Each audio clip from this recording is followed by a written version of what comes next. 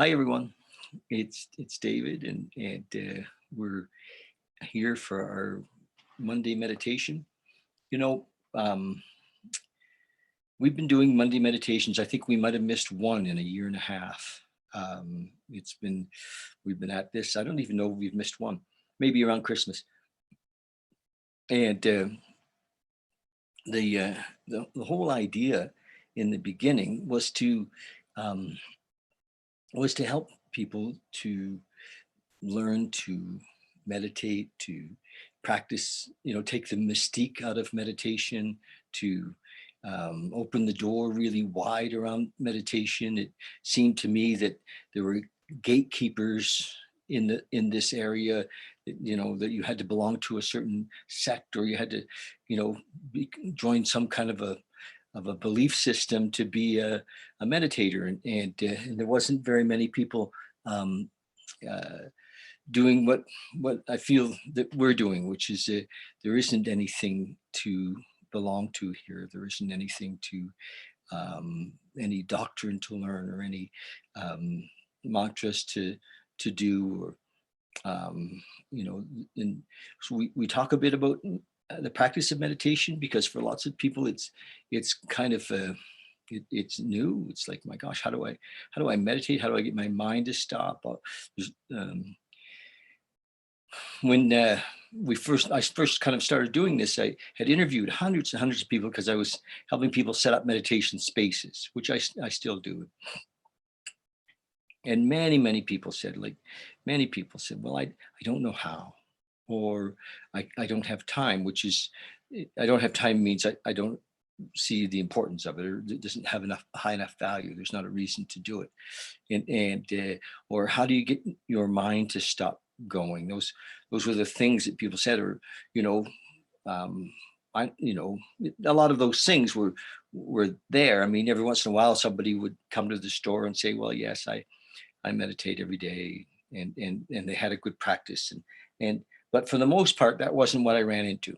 And I thought, well, we can open the door for people, to help people get started, and that would be awesome. And what's happened though is that there's lots of people who are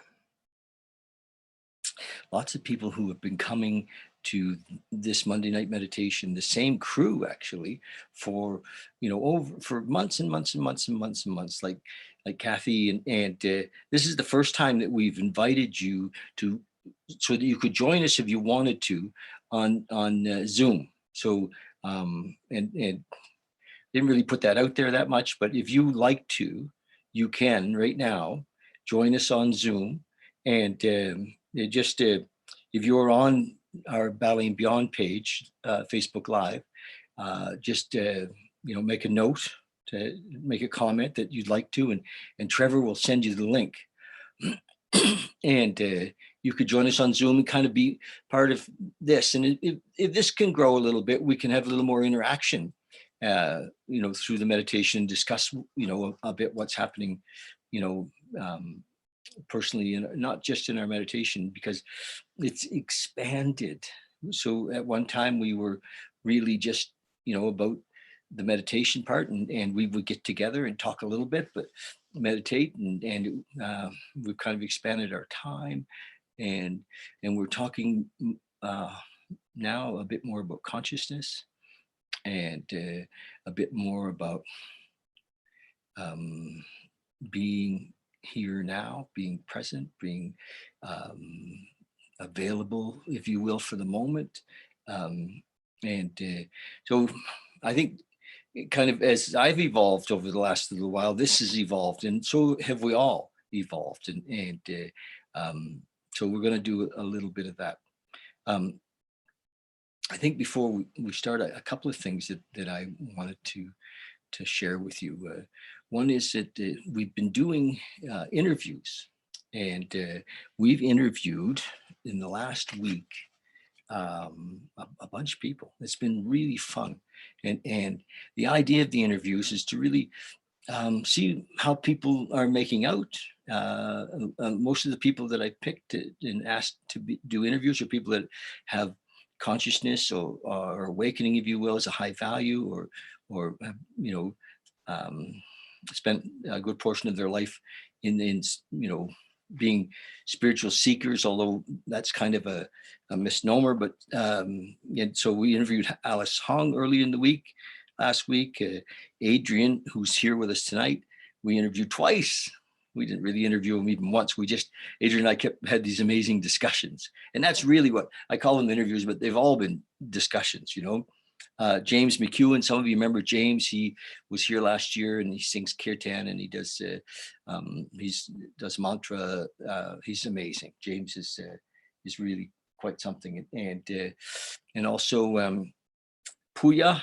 Puya is a friend of mine who's very committed to his awakening, and he's had a great story. And Malcolm Saunders from the Light Cellar we interviewed, and Alexander Ford, who's a business consultant with but really a beautiful spiritual practice as well. And Julian LePage, who does the Circles of Rhythm on Friday nights, and Julian and I had a late night Friday night call. I think I called him at 9:30. We talked for probably an hour and a half, or an hour anyway, and then on Saturday, James, who's used to work with us and be in part of our crew here, he's still part of the crew, but in a more of a distant way. He lives in a faraway city now called Airdrie, and and that was a joke. And so this is really interesting to be here and kind of see your faces, while we're doing this. And then today we interviewed Alan Steinfeld. And Alan is a friend of mine since the 90s. We were in Bali together in 94 with Paul Lowe. And we had a really great interview and talked a lot about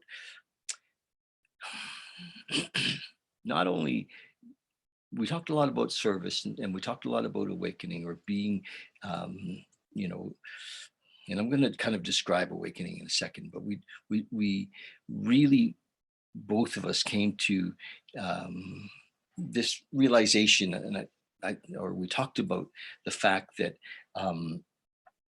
why are we here? And his whole thing is that he thinks that what's happening on the planet could be a gateway to a whole new world. And well, okay, like if you're imagining that this is a gateway to a whole new world, what will your part be in it? Was the the question. And it seems that whatever we do, whatever we feel is our give back, whatever we're doing, that we're in service to the world. Our primary service is, I believe, to help others to find themselves, to discover who they are. And because when I think of awakening, when I speak of awakening, that's really what we're talking about, is discovering who we are when the story falls away. When we surrender the story, when we let go of our attachments, when we see that we have been living in a dream, really, that was scripted, if you will, before we came, or we've been scripting it ourselves out of fear, or we've been scripting it ourselves out of wanting or desire to have things a certain way. Many of us, really have been baited, not knowing it, that, by the promise of what things can give us, and having things hasn't worked for a lot of us. And now we're all kind of shook up. The whole planet is upside down, and a great possibility for many people to be searching for, who am I now? Who am I? So if awakening is anything, it's really that we haven't really known who we are, and how do we discover who we are? And I think that meditation is one of the ways to see that who we thought we were was a construct of the mind, that we've been holding on to this image, this persona, this of ourselves. And when we meditate on a regular basis, we start to see that there's this, show going on, and we're part of it, and we're in it, and that we don't have to be, that there's something watching. And it's the beginning to see of seeing the watcher, but then behind the watcher, there's this immense opening, if you will. And it's hard to describe. It's almost impossible to describe. I had an experience this morning. I woke up at 4 a.m, and I had some troubling thoughts going on in my head. Sometimes they just take off on their own, it was, I call them the monkeys were going, or the squirrel cage was going. And I often listen to my buddy Muji in the night. And I just did that. I was laying there, and I reached over and I turned on one of his satsangs, and it was at a spot where he was just taking somebody out of this illusion into nothing. Well, it's hard to say there was somewhere to go to, because it's just realizing ourselves. But he's a master at this kind of helping us get to that, or to surrender this. And in that, and what happened this morning is something disappeared, and it opened into like into a whole universe of like a space that was amazing. 4 a.m, it's an exciting time for that kind of thing. It was just like, oh my gosh. And there was a sense of me, but the me that was having the troubling thoughts was gone. And there was just this experience of emptiness, but it wasn't really empty. And I think that, I know my experience is that we can all experience this oneness, if you will. And it's been called many, many things: God, universal intelligence. There's been so many concepts of this thing, that we discover ourselves as not only a piece of it, but we are it. It is us. So anyway, meditation group has the possibility for us all to drop into a new space. And I know that I'm not very good at describing it, and whatever it is, but I do. I'm going to keep trying to do this. And so we've been meditating, and so one of the things that we do early in the evening when we get together like this is that we'll sit for about 10 minutes or so. And I see that we have some people joining us, and on the Facebook live site. And there we have JR is there, and Jamie Sterling, and Tracy's there. And okay, yes, Aaron's there. Okay, so we've got a crew that are here with us watching tonight. That's awesome. I just kind of opened this up so I could see that. So we're going to sit for a while. And wow, I'm going to actually set a little timer so that we kind of know.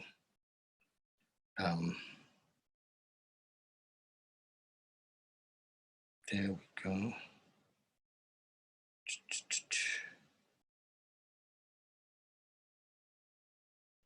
All right. So we're going to sit for about,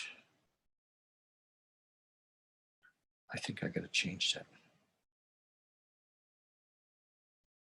Oh, there we are. We're going to sit for about 13 minutes.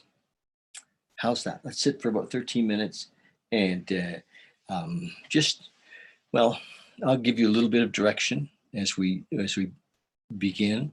And if you're in a comfortable spot and maybe your feet are on the floor, that's possible. If you're sitting on the floor, that's great.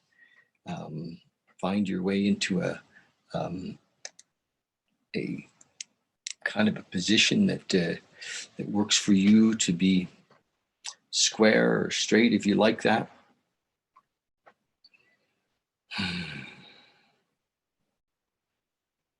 You know, if you're new in meditation, and even if you're not, my experience is that the breath can bring us into this moment.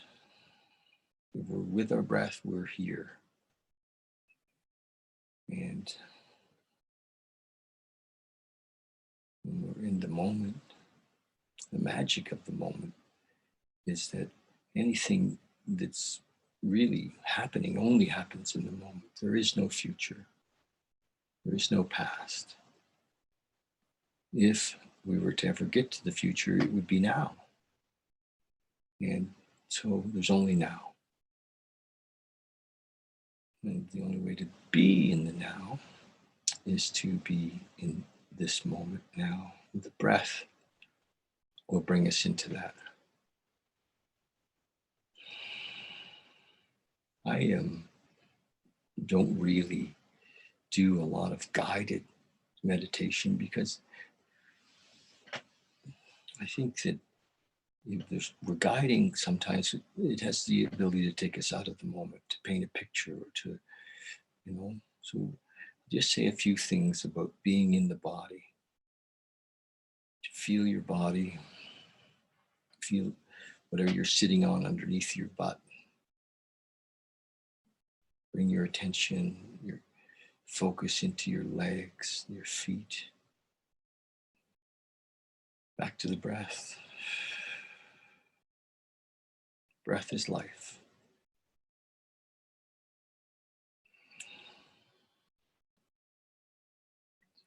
When we're in this moment, just while we're here, just for this few minutes, let's drop away all of our thoughts about tomorrow or next week or next month, or all of our thoughts about health or not health, all of our thoughts about family. Let's just for a minute let these go. All of our thoughts about relationship.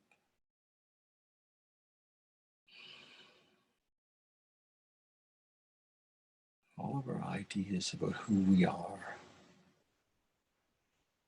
The thing that often keeps us out of this moment, living here on a regular basis, is attachment to who we are. So let's just practice now, right now, letting go of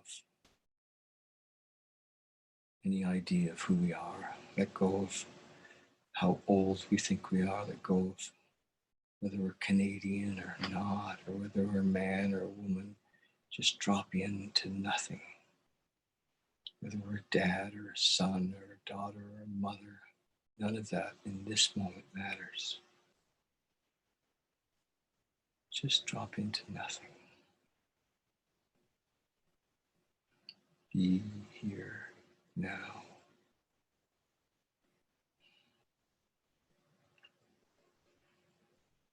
When we're sitting, if thoughts come up, just watch them or observe them, let them go.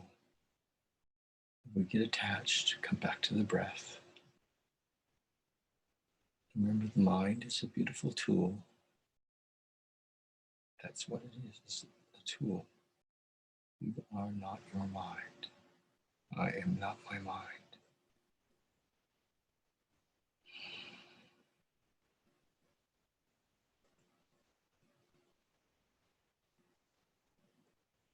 If there are any sounds where you are, just include them.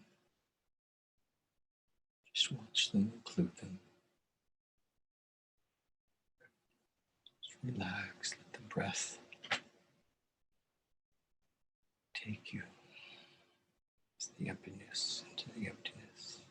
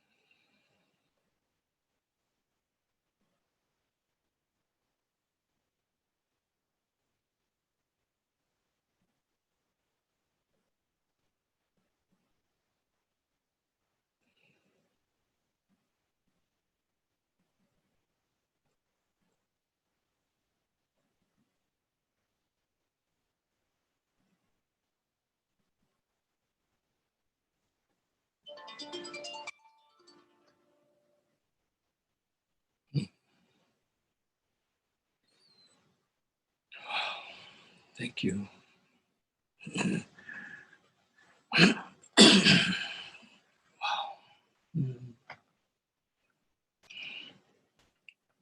So that 13 minutes flew by, didn't it? Hey, thanks, you guys. So, for those of you who are watching on Facebook, if you have any comments or questions, I can see them. I have you right here. We can entertain them or chat about them a little bit. And it's great to see the group that's here. You know, I talked to a friend. I talked to a friend the other day, and who's on a spiritual path, and we talked about meditation. I think that what happens for me is that if I get caught trying to understand, I'm lost. You know, years and years and years ago, a long, long time ago, I had a sponsor in the 12-step program, and we were talking about God, and he nailed me. He said, "I know where you're at," because I was resisting. I didn't know what to do. I was resisting, and I wanted to understand before I surrendered. I wanted to understand. And because I had a concept in my mind of a religious God, and I had a concept, I didn't, have any idea of, I was very, very early in my process. And he said to me in a real Irish brawl, he said, "If you think you can understand God with your little pea brain, he must not be much of a God." And I was like, oh, he nailed me, and so I was in a desperate place in my life. I was trying to recover from, um, alcoholism, mental illness of alcoholism, and I'd been told that the only way for me was through a spiritual means, and I believed that because I'd seen it with other people, and I just had a real tough time crossing over. And now that whole idea of God has changed, of course, and and evolved, and the experience of it is different than um, you know than talking about it. The experience of it is having had a spiritual experience is different than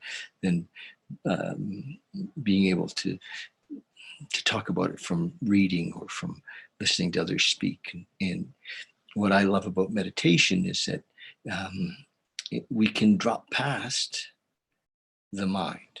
The possibility is to drop past the mind and out of the intellect, out of the field of understanding. And we want to understand, I think, because we're afraid of surrender. We're afraid of letting go. What are we letting go to? And so that's my experience with meditation. And it doesn't, when I am truly present, it's like that state of meditation, no matter where I am, whether I'm, sitting or not. I have that same experience, but I encourage us all in the meditation, because another thing that happens with meditation is we really, I can never remember whether it was Socrates or Plato who said, "Know thyself," and there's this mix of what am I letting go of, and if we haven't had an experience of ourselves, we don't have taken some time to explore, then we really don't know, in a way, what we're surrendering. And And it's different if we're surrendering out of desperation, and or if we're surrendering out of inspiration. And sometimes if we're in both ways, we kind of get to a place where we want to let go of the things that are keeping us in prison of our own mind, in prison of our own how we're acting out of fear, and all the things that we find in the ego. So meditation, I believe, my experience is that meditation helps me to see myself.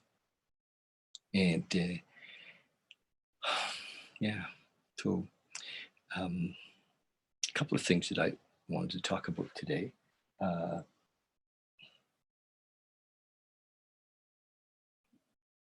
By the way, JR says, so grateful to sit with you all virtually. Miss all the beautiful souls in this blessed meditation family. Looking forward to giving you each a squeeze soon. JR, we miss you. So the kind of the thing about being together like this is that, and why I would love it if more of you came as the weeks go along onto Zoom. And you can be on Zoom, by the way, and keep your the visual down, so that if you want to be on Zoom with us and you can chat with us on Zoom, you don't have to show your face. You can have just a backdrop or a picture up or whatever if you want, if you're kind of shy about being on Facebook Live and on Zoom at the same time. So you can come and be in a little anonymous, facially. A couple of things that I wanted to just mention about what's happening right now. My experience, I don't get out of the house much, as you can imagine. I mean, we're all kind of locked down in our homes, but every day I try to go for a walk, and I sense a real fear. People seem to be so afraid; they're afraid to even say hi. And you guys know me. I'm quite outgoing, and hey, how you doing? Hey, how you doing? And they're like, and we live in a very suburban kind of a neighborhood where I think that people would be more outgoing. But so I see that that's happening out there, that people are in fear. And my recognizing it, because sometimes we're so in it that we've just justified it and we feel it's appropriate, that we should be that way. And I want to talk to you about a couple of things about fear. One is that fear usually either conjures up a vision of what it is that we're afraid of. And by the way, when we have these visions, we can actually create the thing that we're afraid of. Fear sets in motion trains of circumstance. So that thing that's really big for you is a luxury we can't really afford, to be in fear. And for some of us, it may be reasonably new. Life has gone along pretty good, and we've had the 3-car garage, and making good dough, and maybe a cottage at the lake and all that, and we've not really experienced a lot of fear. And right now it could be a different thing. So I just want to say that when it comes up, there's a recipe, and really the recipe is to be here now. When we're present, fear cannot stay. Fear is only in the mind. It's just false evidence appearing real. It really isn't real.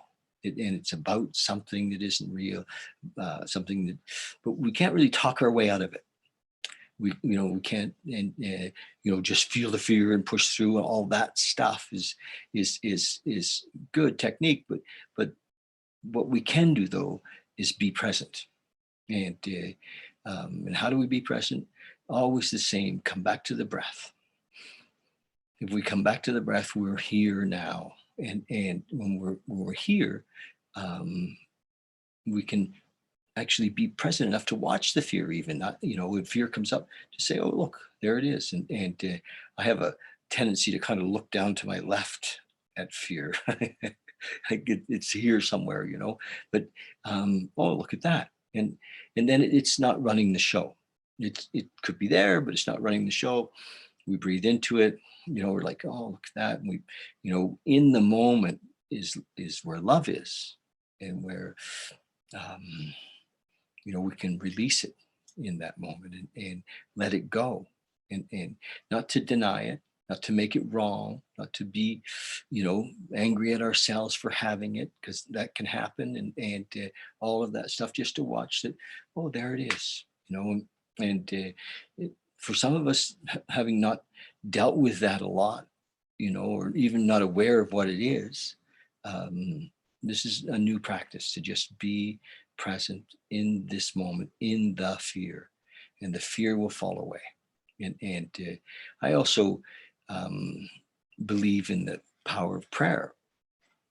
Prayer, I think, is one of the things that brings me into the moment, into connection with the universal intelligence, with God, whatever that, however we conceive this power greater than us, love, prayer, and a sincere prayer. I was listening to Muji today. He talked about sincere prayer. It's very powerful, and so not kind of a heartless mantra, but a sincere prayer of, please remove my fear. Have me to help me to be here in this moment. And for me, my prayer is always to know God's will, or the moment's will for me. What is it? How am I to serve in this moment? Because my whole mission is around serving, and how do I get back in this moment? And so, if fear comes up, recognize that we don't need to entertain it. It's really, it's not true. Where are we right now? I'll tell a quick story. A friend of mine was in Peru 3 nights ago, and he called me from a little hotel room in Peru, and he was kind of on his way home, and the Canadian government had organized him getting out of there, but he was in this hotel room in a strange city in Peru, and he had an 8-hour bus ride ahead of him, and he was all by himself, and he was afraid.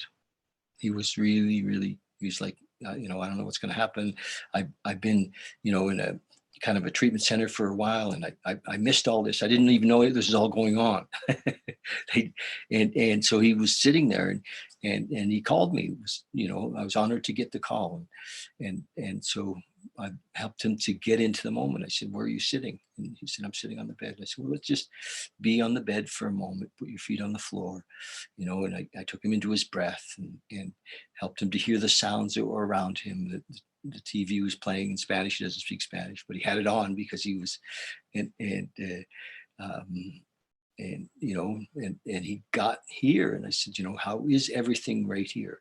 Are you safe in this motel room? He said, well, yes. Do you feel safe right here, being inside of you right now? He said, yes. And so that's all there is. Everything else is made up. Everything else is, and he was in 3 to 5 minutes. He was like, wow, it was gone.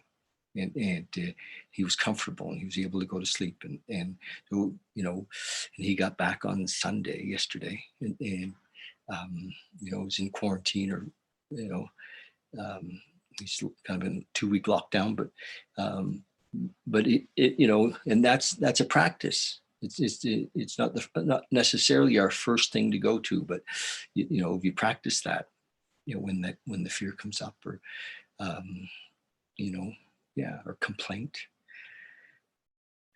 What is complaint? Complaint is kind of another form of, or manifestation of fear, isn't it? We're saying, gosh, I know better than the moment. I know how things should be different, and often we have a continuous complaint, and the complaint, we're attached to our complaint. I'm really upset because, I'm putting on weight. and some of us that are locked at home will relate to this, so I have a little bit of complaint myself right now about this, but it's it's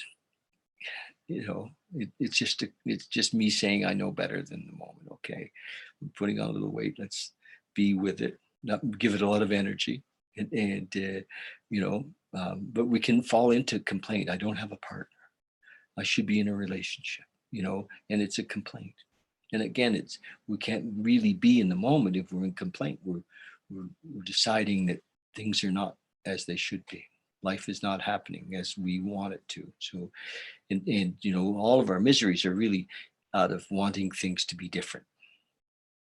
And having a preference is different. You know, our preference would be to, you know, my preference would be to lose about 15 pounds. You know, that's a preference, you know. Anyway, so although I'm pretty happy with who I am in this moment. So those are just a couple of things that came up today, you know, for me. Anybody, we've got Adrian and Kath and Trevor right here. If any one of you wanted to unmute or share anything or give a thought about, you know, what was just said, we could do that. Or something else that's coming up for you around meditation or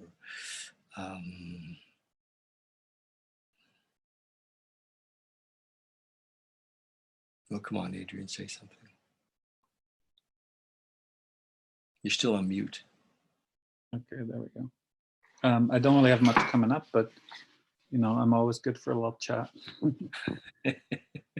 You know, I wanted a lot of the people who are come to our meditation group will know that you're the guy who was sitting with Mooji in Rishikesh, because I spoke of you week after week.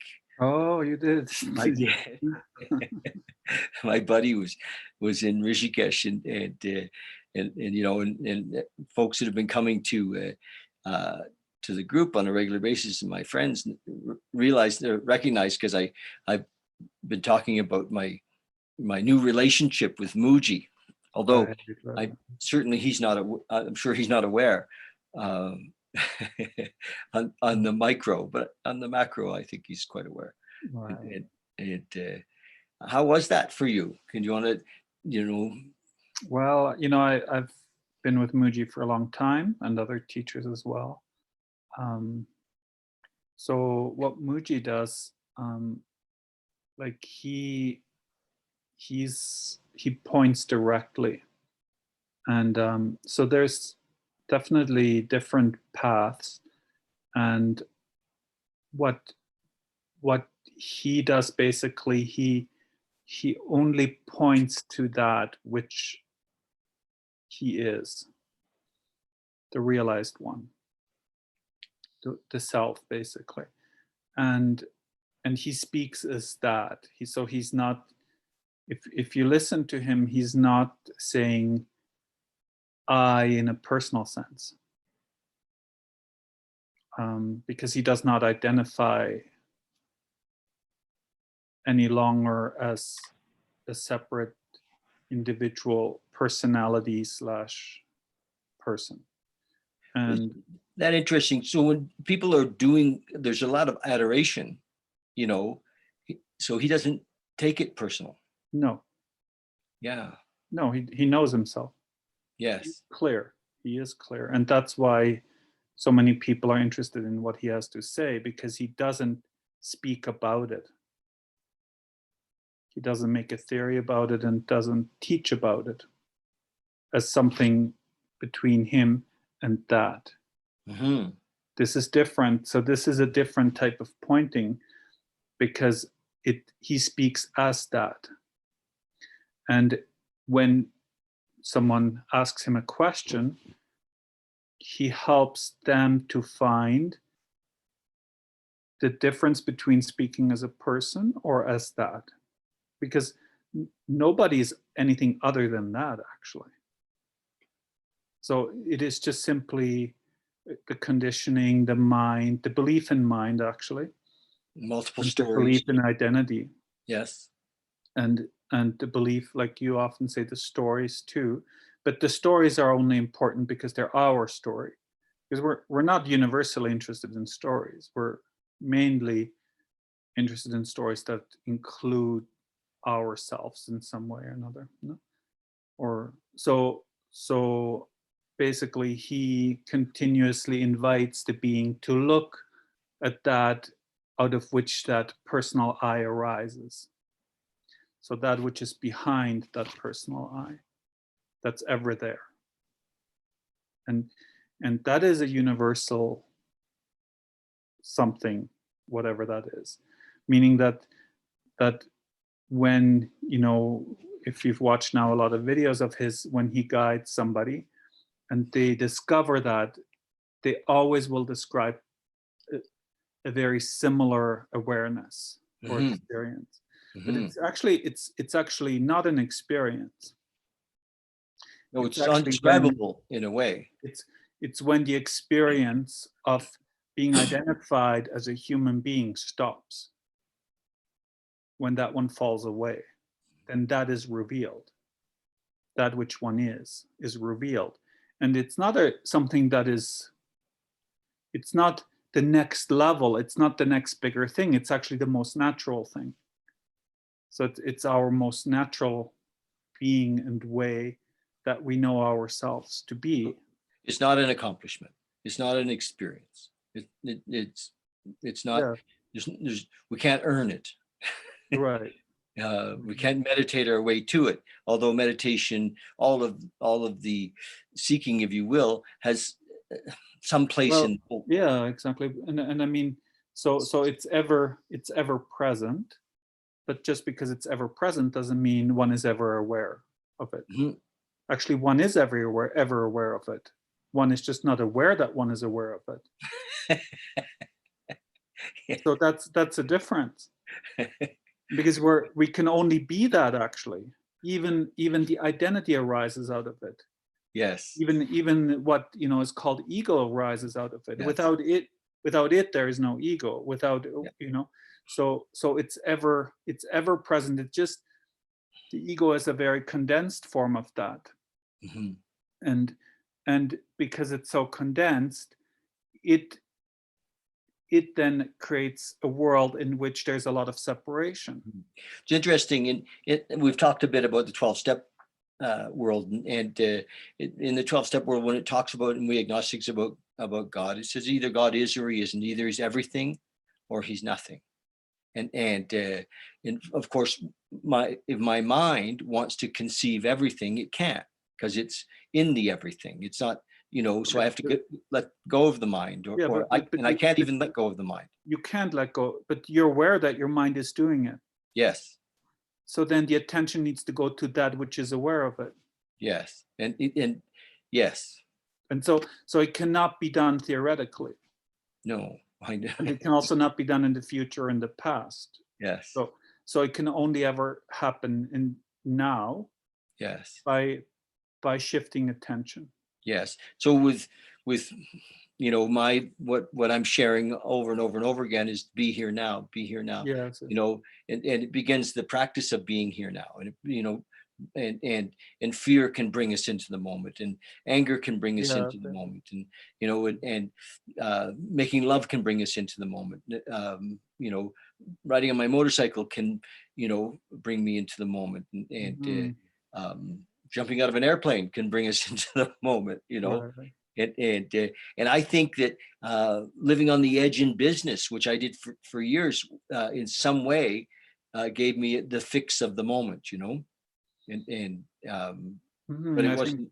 I think like if you're listening to someone like Mooji and you're really interested in what's called the direct path, which really arises out of Advaita, and which is self-recognition, then at some point, it's not just a series of being in the moment. Yes. Because then it's just a trip, like you're saying, oh, that brings me. So the statement is, that brings me into the moment. Yes. No, but who is the one who's in the moment? Actually, there is nobody there in the moment. And Yes. that nobody that's there in the moment, that needs to be recognized. Meaning, otherwise it just becomes a continuous attempt to be in the moment. And then it's like, oh, now I'm not in the moment. Oh, now I'm in the moment. But both of those actually are appearances within the greater you, with the greater consciousness, the greater awareness. So actually one is both, even when you're not in the moment, you are just that which sees that you're not in the moment, equally as if you say, oh, I'm in the moment, because actually to really be in the moment means to not be there.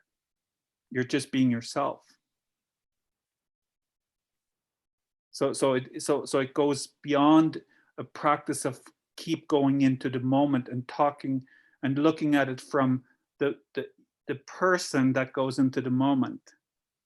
So now it shifts. It's now, oh, this is me.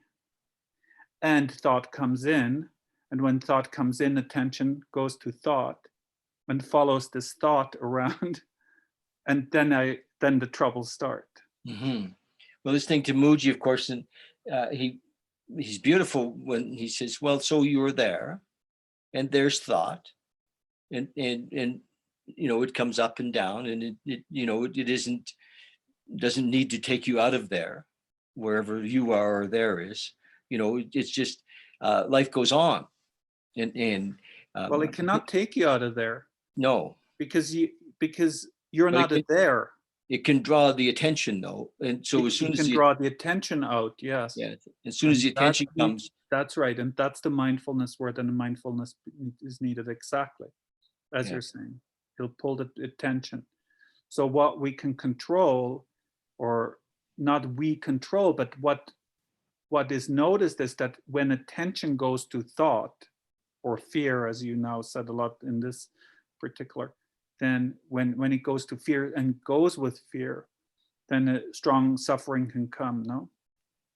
But yes. when attention stays here, then And there those is, feelings. it's interesting that the mind is manifesting. There is a manifesting mind. I mean, when because we have been shown that fear can create, you know, like hypochondria can create bad health.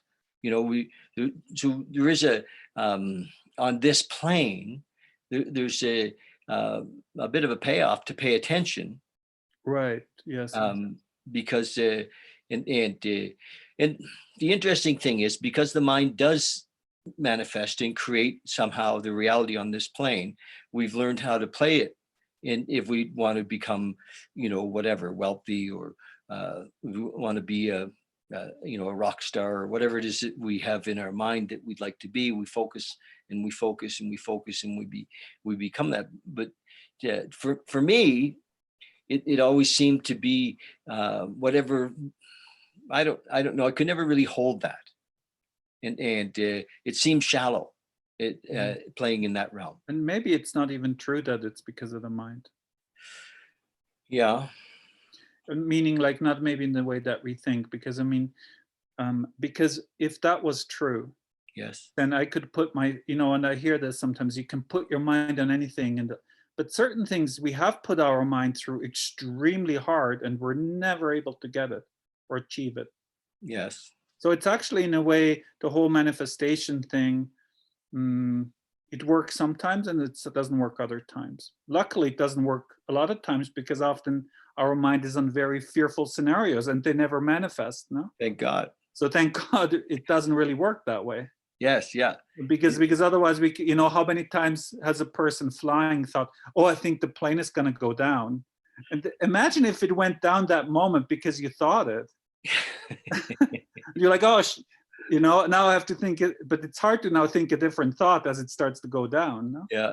So it really doesn't seem to quite be, you know, I think we sometimes explain it to ourselves afterwards. Oh, I Yes. manifested that. But then when it doesn't happen, we don't sit there going, how did I fail to manifest Yeah. this? Well, and it's all in the mind. Ideas of right and wrong, good and bad, you know, are enough or not enough, you know, judgments, judging I call the mind the meaning making machine. It's always assessing, and it's always so, and when I can be in this other, and it isn't even me that's there, but having tapped into this, you know, it's When you're there as you. yes. And fear has disappeared. Yes. You Yeah. know, I talked to a lady the other day. She called after one of these conversations, the interviews that I did. She called late, and I had met her one time before. She'd approached me in an A&W, and God bless her, I love her, and but she's struggling with her mind, and with and so caught up in personal judgment and fear of, and she said, well, how do you pay the rent? I said, I don't know. Doesn't matter. It just happens. But what about food? And I said, well, it's not my business. I have a new employer, and so I mean, we can be so caught up in the details that we're frozen, and Yes. and of course, in our society, we end up in an institution, or we end up in a hospital, or we end up getting looked after when that happens. Um, but the truth is that it's not a long way from even from being frozen to being free. Mm-hmm. It's, Yes. you know, we, Yes. Actually, sometimes when it breaks all apart, that's the time yes, when one actually can let go, for many of us because right there's now, hardly any holding on left. for many of us right now, For is a beautiful, some, I think, yeah. a beautiful time. Mm-hmm. Hmm. Kath, how you doing? You're on mute.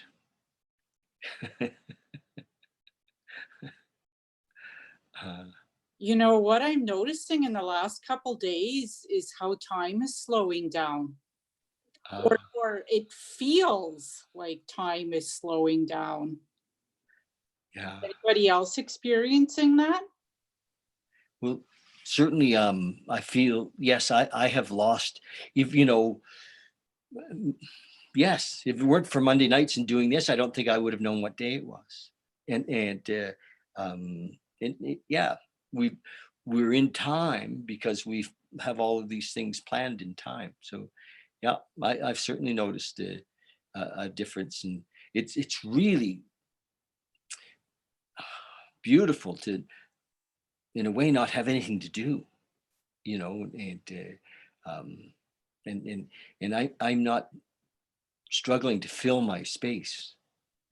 I'm actually enjoying being having empty time, and I encourage those of you who are watching, if you're filling your space with you know with Netflix series, you know take this time. Muji shared the other day that change the context. This is a retreat.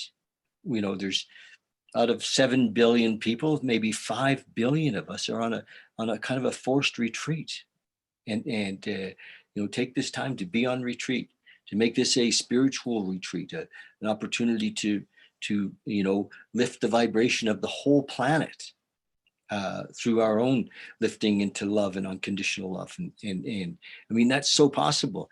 If we're all saying, gee, the world has got to change, life has got to change, the planet, we're killing ourselves, and all that. This is the time. We've been given this time to, and it all begins with Kathy and David and Adrian and Trevor and everybody that's on this call.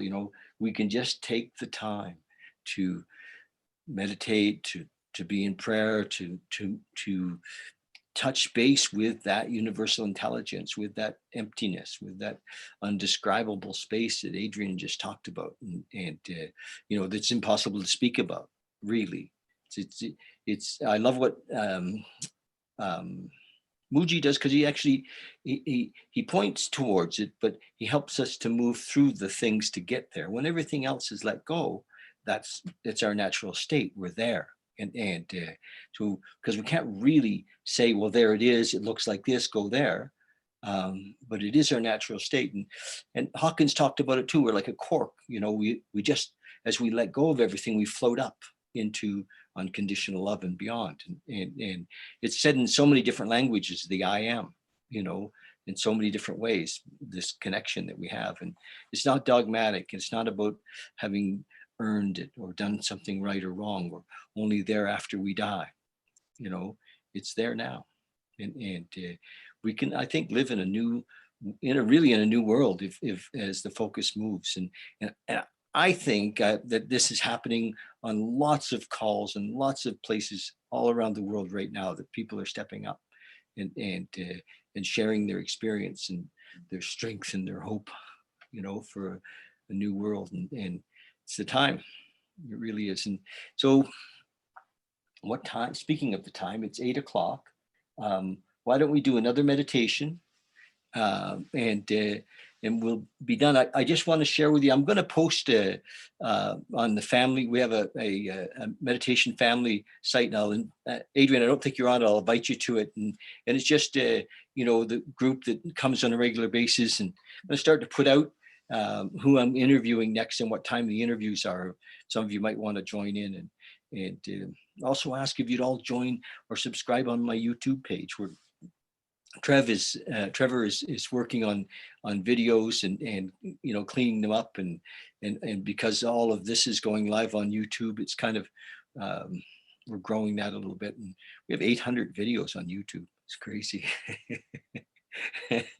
And so lots of views, but we have about 1,300 subscribers, and I'm just encouraging, asking you guys to join as well. So that's it.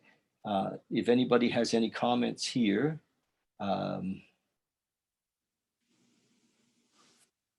okay. Don't see any over here. Just checking. There's quite a few people watching, but not a lot of comments there. Let's drop into Trev. Yeah. Yeah, no, I was just going to mention something because I wanted to comment, first of all, with the interview this morning, which was really good. I really enjoyed it a lot. But you've mentioned before, like, I think in a different meditation group, Gurdjieff. Yes.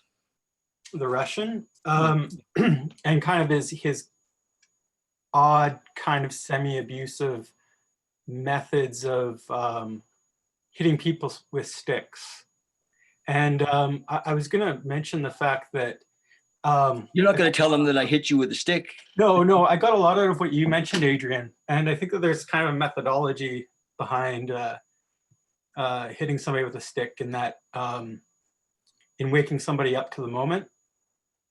Because I've kind of been doing this practice where I kind of I think of myself catching a ball or being about to be hit in the face, and that moment of flinching. If I can draw out that moment of flinching, like, when I'm not thinking, I'm just pure reaction, and I'm not Trevor, I'm not thinking about the future, I'm not caught in the past or whatever. I think there's value in I'm not saying that we should hit each other with sticks, but I'm saying that, like, there's a value to that moment of impact. That really brings us into the moment. So I've been kind of trying to draw out that kind of sensation of flinching, so to speak. Like you were mentioning before about, like, oh yeah, being caught up and living on the edge. And to me, that's kind of like the same sort of feeling. It's not really being happy. It's not really being scared even. It's that moment like when you catch a ball, when it's being thrown at your head. And I found that in my meditations, if I can bring myself to that spot, that's when I kind of start to get I just started to make these connections. So bear with me when you were talking, Adrian. I just kind of thought about the times in my meditation when I have the most, I guess, intense sort of visual moments, and when my ego truly feels like it's becoming distant, is when I kind of am able to separate from my thoughts enough. And the flinch thing is kind of the closest analogy I can think of to it. I just thought I'd add that in because Can I say something, Trevor? what's that? Can I ask you something? Yeah. So what about right now? What about right now? Yeah, because you say that that's when it happens, no? Yeah, well, I can What about right now? Like right now? right now. What if you just flinched right now? Well, I mean, like kind of drawing out that, like, Right, exactly. So Yeah. so then so that, can you bring that into this moment like that? yeah, I could, but then I probably wouldn't be balancing the stuff like making sure that everybody's being answered on the message board and all that You sort of don't have to do that. Maybe Okay. you could. Yeah, No, maybe you could. Don't be too sure that you couldn't. yeah. Because guess who says I can't do the two? Is that that state, or is that your mind? Yeah, I know it's like you know when Muji, I don't know Muji too well, but I've learned a little bit from him through proxy, through what he's teaching Right. other people. But you know that constant receding past the brain to like I think he calls it the perceiver, who's Mhm. what's perceiving what, and drawing back and back and back. And I can get there, yes. But right now you notice that you're saying these things. Right now I notice. Yes. So it's not at some distant. No, it's Other- right here. It's At all. right. Yes. And that's So- why even in like psychedelic experiences or like spiritual moments that I've had, it always feels like a return home. The feeling that's associated with is more of returning than going into the unknown. Right. So all the thinking mind that makes reference to past and the future, which it habitually does all the time, that's what creates the sense of not being here. Mhm. But even if it does that, actually, when you really just look, you notice that you're just here, talking about the past, projecting about the future. Mhm. So it's not a separate state. It's not either this or either that. But we don't have to be conscious of being here to be here. Right. And it actually, because Trevor used such a beautiful analogy about the ball, you know. So if you have that as just as a way to check what your position is, Mhm. then keep doing that. Because soon you won't even talk about it being some other state. Mhm. You see, and then the recognition is there that actually you can function quite well doing those things that you do without identifying, without becoming the Trevor the technician or the video guy or something, like, you know, you're not becoming anyone to Mhm. do those things. Mhm. But more the attention is just here, noticing, okay, I'm picking this up, picking, you know, but actually it's seen that it's there is not me leaving something to go do that and identifying with that, and then, you know, saying, oh my God, that stressed me out, I picked that up, and now I have to find my quiet space again, you know, like this. It's just like it's like an abidance in your own being. Right. But the mind, so the trouble sometimes is the mind is the one that keeps separating it. It keeps up, it says, the mind says, oh, but the Trevor that I don't, you know, the one Trevor is the technician. He needs to be present to all those things, and that he cannot be quiet. No, actually, you're just here. You're ever just here as the unnamed one. You know, and yet then you can you say, oh, but I'm also Trevor doing these things, fine, but it's not your high, it's not your most like, it's not the state that you're going to write a book about, because this becomes more profound to you, this silent space that you are, and you're very familiar with it. It's always just here as that, you know. And then the mind comes over top of it and says, oh God, what do I have to do right now, and so on. But that is also seen. And but if one goes too much with it, then it becomes a stressful situation. And we get lost, And we get lost, yeah, disconnected, caught up, and Yes. disconnected, yeah. identified. Mhm. Beautiful, Trevor. Thanks. Thanks, guys. Mhm. Thank you. Yeah, awesome. Well, I think we're going to sit for a little bit. It's I want to encourage, you know, everybody as well to, there's so many great masters that point the way in different ways, you know, whether it's Eckhart Tolle, who's doing a lot right now to help us see, you know, whether it's Muji, who's on every day almost, answering questions of people who are sometimes in fear or asking for direction, and he's doing it's a beautiful job that he's doing, and you can find him on his website and or on Facebook or YouTube, or both those guys are really active right now. Ram Dass, his talks from, you know, he's passed now, but great stuff in his talks, and Hawkins is passed as well, but again, you know, great awareness pieces in his work, and Alan Watts.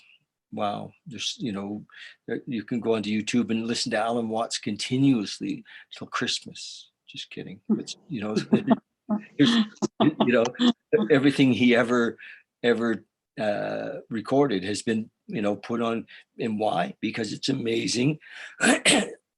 You know, the way he puts things and the way he shares the sometimes unshareable, and of course you can, I'm an old fan of Osho as well. Osho has some great pieces, and my teacher Paul Lowe, if you look up some of his stuff, it's great. And so it's endless, the direction, you know, and we'll see that it's just not that far. We think there's this big distance, it's a 16th of an inch to this space that's really you, that's really me, and yet, you know, all of these people are pointing towards the same thing, and the other thing that I recommend is the Enlightenment Intensive.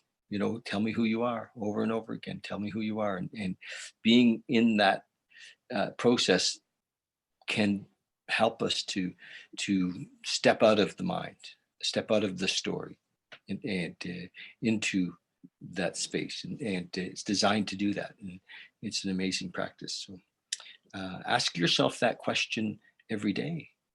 Tell me, who am I? Who am I? Who am I? Ask the question, and ask it in prayer, and because we are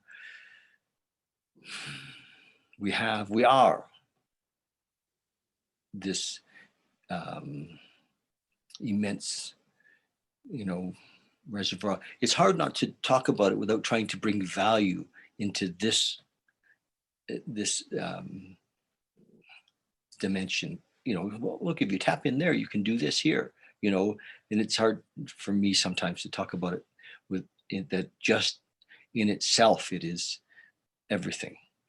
And so I'm still playing with how, you know, how to speak of it. That's it. So let's meditate together, and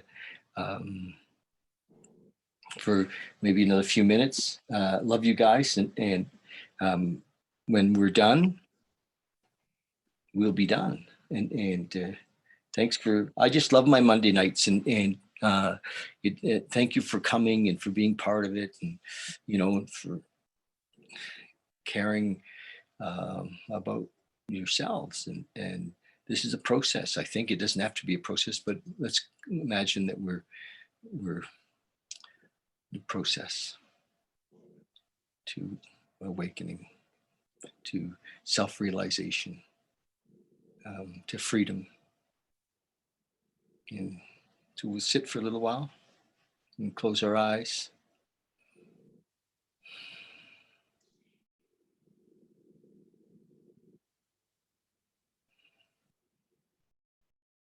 Know that as we drop inside with the breath, and everything, we can just let go of everything. We can remember, we can always pick it up later. Just let go of who we think we are. Let go of what we think we have to do. Let go of what we think is missing or what we think is coming. go of our judgments, let go of our fears. Just be here now. Feel the breath in your lungs.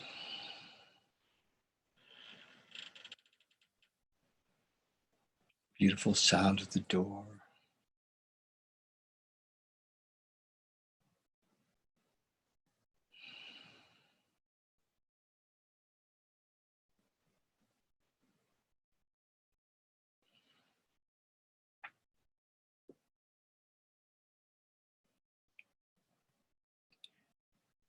Just imagine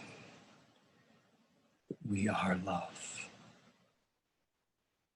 We are love. We are love.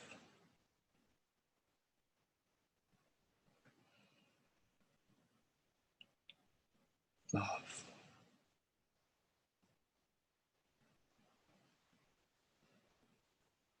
So we drop back into love, surrounded by love, breathing love, exhaling love.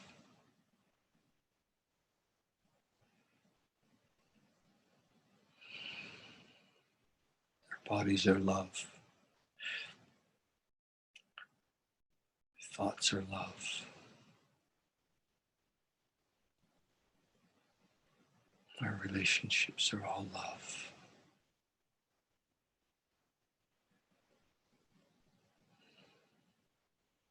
We live in an ocean of love. We are love.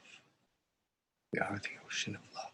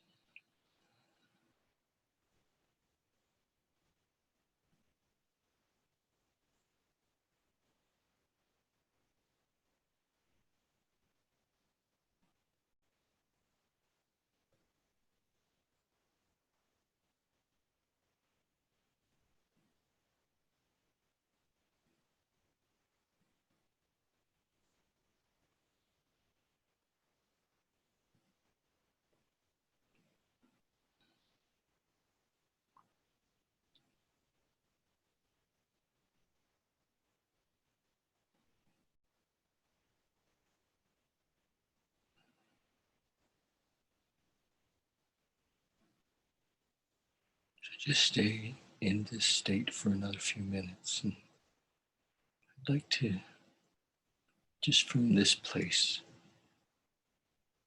encourage you all to know that your mission, your being chosen, your desire, if it is to this awakened state, this freedom, for many of us, could be so that we can be there for others. My experience is that if we give this away, we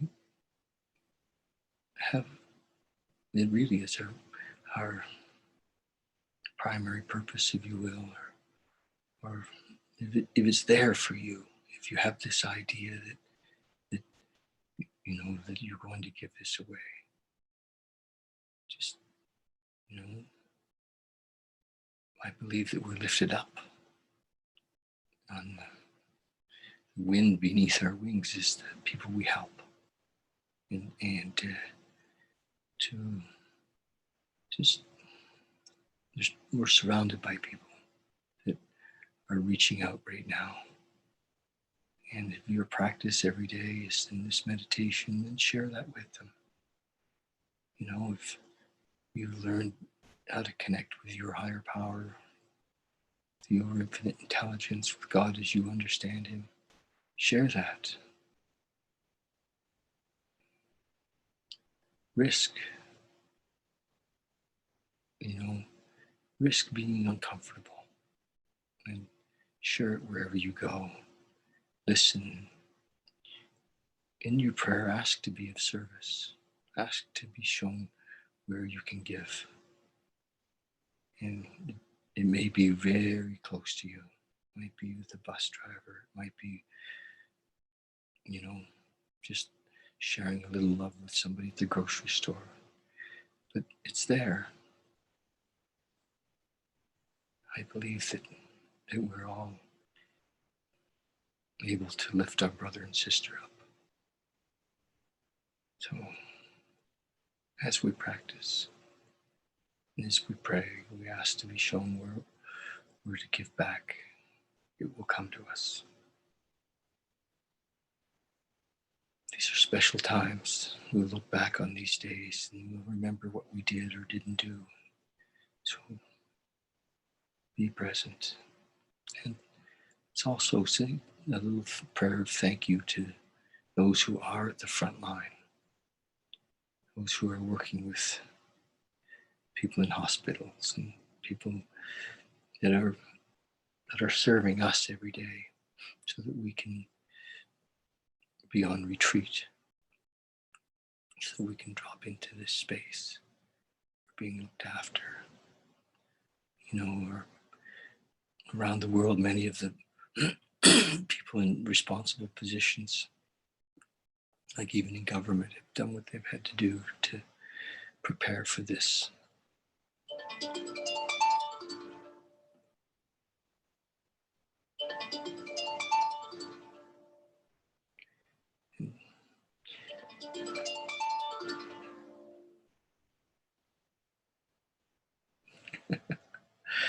So yeah, just keep that in mind, that we have something to give back. So I encourage you to do that. Love you guys. Thank you so much for allowing me to do this. And I feel so blessed to have, my crew, to have you in my life. Thank you so much, and love you. I just also want to say that I'm open for calls anytime. Anything's going on, if you want to share, if you want to ask a question, if you just want to download, I'm here to listen anytime. Please feel free to reach out to me. And I love you. And we are love. Thank you. Adrian, thank you for coming tonight. Yeah, appreciate it. Kath, thanks for being on this call, coming to Zoom. I think this will grow. Trevor, thanks for all you do and your wisdom tonight. Thank you. Yeah. Okay, bye, you guys. Love you. See you guys.